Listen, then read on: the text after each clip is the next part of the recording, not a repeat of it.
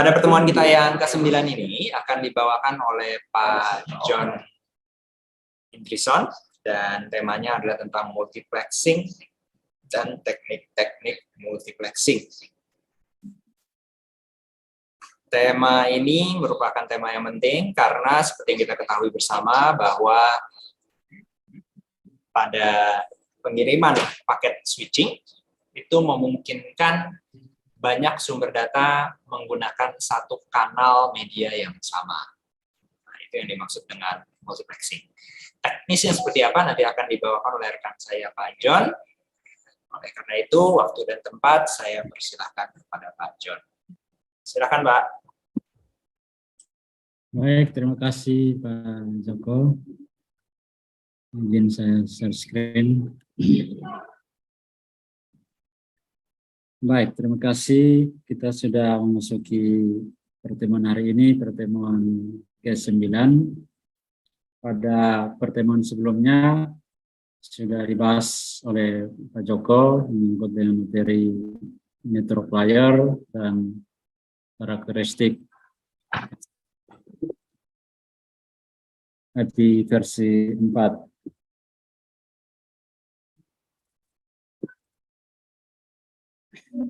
Pada pertemuan ini kita akan membahas tentang multiplexing dan teknik multiplexing.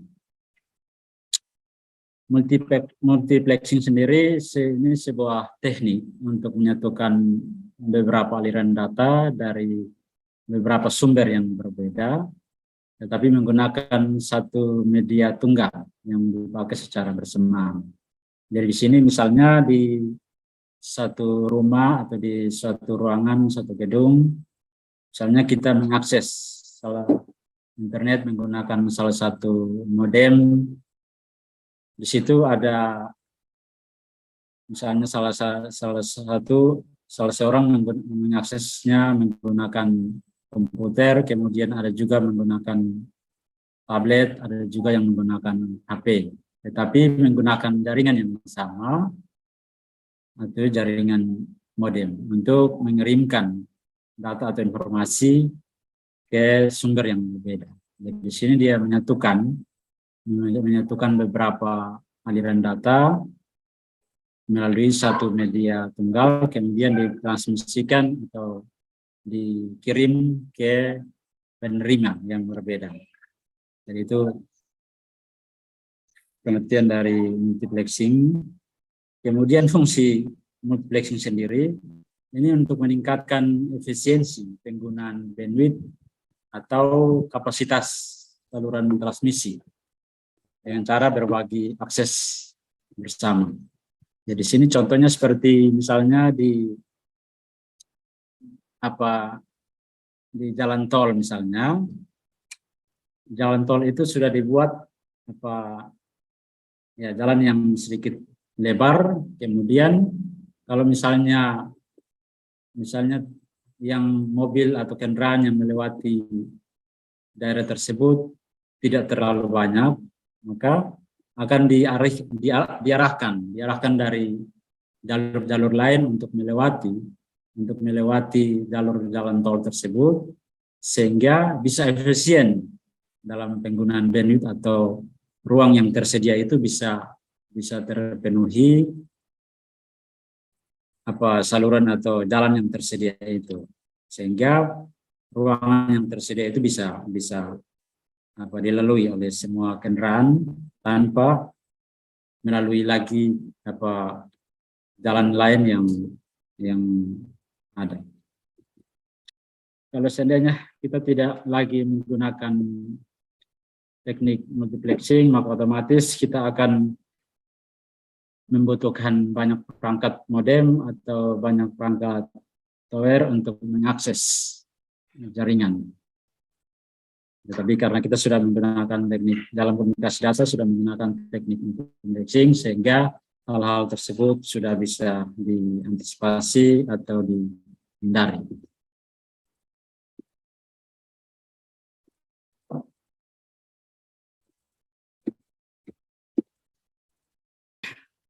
Baik, kita lihat kembali di tujuan adanya penggunaan multiplexing. Yang pertama untuk mengurangi media penghantar seperti tadi ada modem atau ada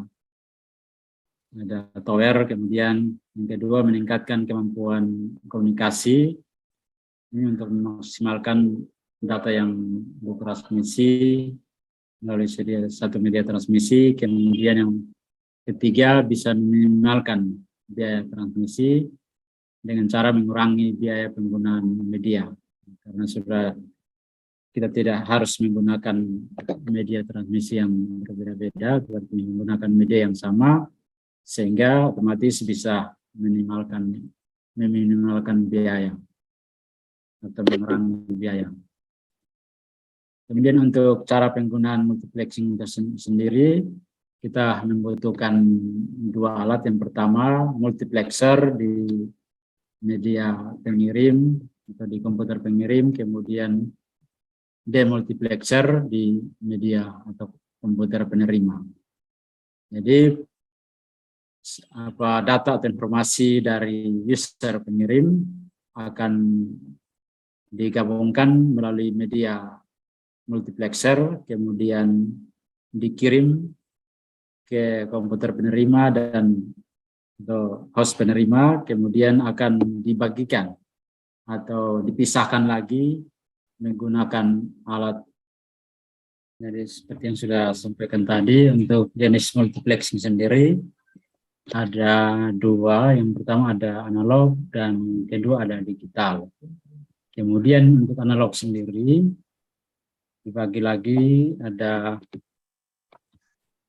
yang pertama ada frekuensi division multiplexing. Ini berbentuk transmisi yang berbentuk frekuensi atau gelombang radio.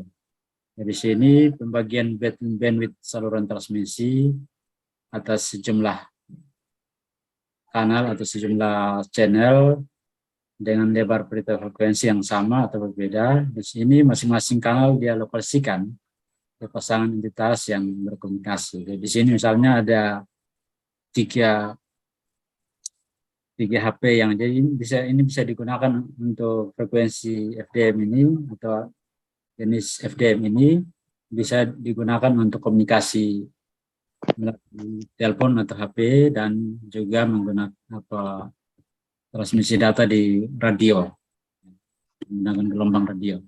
Jadi di sini ada contoh, ada 3 user yang menggunakan HP kemudian melakukan transmisi data atau informasi, kemudian digabungkan oleh alat yang namanya multiplexer, kemudian akan ditransmisikan menggunakan channel masing-masing, kemudian akan digabungkan lagi dengan alat demultiplexer dan ditransmisikan atau dikirim ke HP atau radio penerima.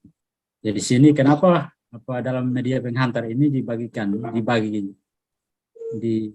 channelnya masing-masing, karena kalau misalnya saat kita melakukan panggilan melalui HP atau telepon, misalnya kita menggunakan channel atau frekuensi yang sama, otomatis suara kita akan juga bisa didengar oleh orang lain yang bukan tujuan kita. Sehingga saat transmisi ini dilakukan akan menggunakan media channel yang berbeda, sehingga untuk menghindari orang lain bisa mengetahui apa yang kita informasikan atau kita sampaikan lewat HP. Atau misalnya juga untuk komunikasi di transmisi data di radio, mungkin teman-teman mungkin pernah dengar radio di saat kita mengganti gelombang atau channel ke siaran yang lain. Pada saat pergantian itu kita juga bisa ada juga terjadi ada dua frekuensi yang suaranya terdengar saat kita memindahkan gelombang atau memindahkan frekuensi ke radio yang lain atau ke channel yang lain. Itu akan sedikit terdengar saat perpindahan frekuensi itu. Jadi kalau misalnya misalnya tidak menggunakan channel yang berbeda, otomatis dalam satu channel itu kita bisa mendengar lebih dari satu stasiun radio yang melakukan siaran. Jadi ini contoh untuk jenis multiplexing menggunakan frekuensi. Kemudian yang berikut, yang kedua, ada wavelength division multiplexing atau WDM. Ini digunakan untuk transmisi data melalui serat optik atau optical fiber. Ini data ditransmisikan berupa cahaya. Jadi multiplexing akan menggabungkan bentuk data atau sinyal berbasis cahaya, kemudian akan melakukan transfer data berupa cahaya itu melalui fiber optik, kemudian di host penerima nanti di multiplexer atau dipisahkan kembali data itu dan ditransmisikan atau dikirim ke host atau komputer penerima. Baik, untuk kita lanjutkan lagi. Untuk teknik analog sudah kita ikuti tadi, kemudian kita masuk kepada teknik digital. Yang pertama ini ada time division multiplexing atau TDM. Di sini time sharing atau berbagi waktu ada dua. Yang pertama ada synchronous TDM dan ada asynchronous TDM. Untuk synchronous TDM sendiri, slot waktu diberikan kepada setiap terminal yang akan mengirimkan data. Jadi baik terminal atau user tersebut mau menggunakan atau tidak, tetapi slot waktu itu otomatis akan diberikan kepada setiap terminal atau user yang terhubung. Jadi sini bisa kita lihat terminal pertama akan mengirimkan kata bersedia. Kemudian terminal kedua akan mengirimkan kata oke. Kemudian terminal ketiga akan mengirimkan kata maju. Kemudian terminal keempat akan mengirimkan kata kemenangan. Setelah data-data ini dikirimkan dan akan digabungkan melalui multiplexer. Di sini bisa kita lihat ini data belum dikirimkan, ini baru digabungkan menggunakan multiplexer. Di sini kita bisa lihat yang pertama, data dari terminal 1, ada huruf A, kemudian data dari terminal 2 ada huruf K, kemudian data dari terminal 3 ada huruf U, kemudian data dari terminal 4 ada huruf N. Kemudian dia mulai lagi dari terminal pertama huruf I, kemudian terminal kedua huruf O, kemudian terminal ketiga huruf J, kemudian terminal keempat huruf A. Setelah itu kembali lagi di huruf ketiga ada dari terminal 1 ada huruf D. Kemudian karena di terminal 2 itu sudah habis, tetapi ruangnya tetap diberikan kepada terminal 1 sehingga ada yang kosong di sini, tetapi ruangannya tetap ada. Kemudian lanjut ke terminal berikut, terminal 3 ada huruf A di situ.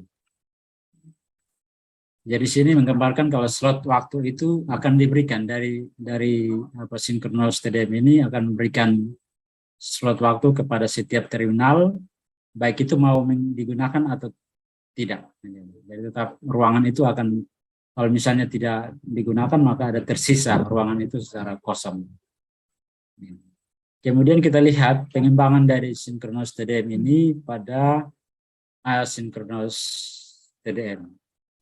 Kalau di asynchronous TDM ini, slot waktu akan diberikan sesuai kebutuhan dari setiap terminal atau setiap user yang terhubung dalam jaringan, sehingga tidak ada lagi ruang kosong di sini. Tidak ada lagi ruang kosong di sini yang tersedia. Jadi ruangannya akan terpenuhi sesuai dengan kebutuhan dari transmisi data tersebut.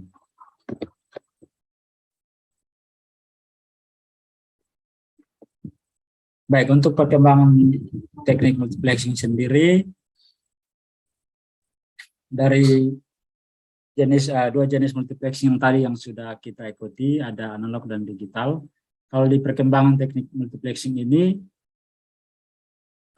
teknik yang bisa digunakan untuk mengirimkan transmisi dua data sekaligus, yaitu data analog maupun data digital.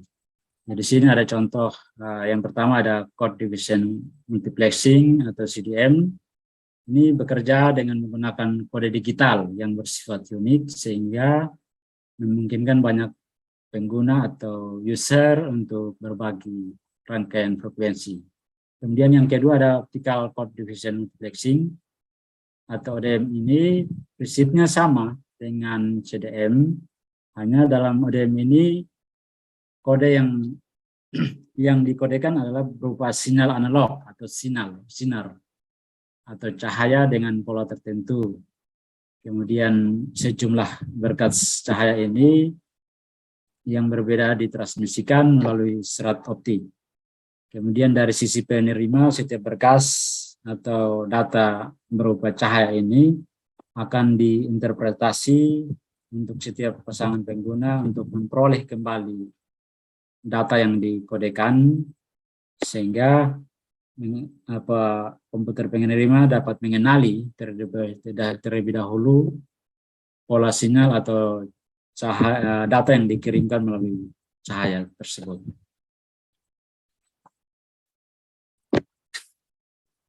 Baik, sampai di situ. Ada yang mau ditanyakan dari teman-teman? Silakan. Baik, teman-teman, kalau memang tidak ada lagi yang mau ditanyakan, pikir untuk materi kita menyangkut dengan multiplexing dan teknik multiplexing sampai sekian. Mungkin teman-teman bisa mengakses materinya, baik itu yang berupa PDF maupun PowerPoint di e-learning Budi Luhur pada pertemuan 9. Untuk pertemuan mendatang minggu depan di hari Rabu nanti kita akan mempelajari tentang fungsi switching, sirkuit, dan paket switching. Mungkin demikian dari saya. Terima kasih, Pak Joko. Baik, terima kasih banyak Pak John. Mungkin sebelum kita tutup ada sesi foto bersama. Silakan mungkin rekan-rekan untuk menyalakan webcam-nya. Kita foto bersama. 1. Sedang diambil. Ya, sudah diambil. Terima kasih banyak.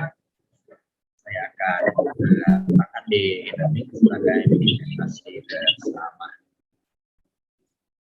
Demikian kiranya mungkin pertemuan kita yang ke-9 ini. Mungkin untuk jadwal kuisnya nanti baik saya atau Pak John akan siapkan dulu. Nanti kami akan umumkan kapan bisa mulai dikerjakan. Mungkin ada tambahan dari Pak John? Baik, mungkin cukup Pak Joko. Terima kasih. Baik, terima kasih banyak atas kehadirannya dan pemaparan yang sudah disampaikan oleh Pak John dan kepada rekan-rekan. Dengan demikian pertemuan kita yang ke-9 untuk mata kuliah jaringan komputer hari ini, hari Kamis 3 November 2022 kita. Terima kasih, selamat sore, wassalamualaikum warahmatullahi wabarakatuh, dan salam Budi Luhur. Bye-bye. Terima kasih, Terima kasih, Pak. Terima kasih, Pak. Terima kasih, Pak.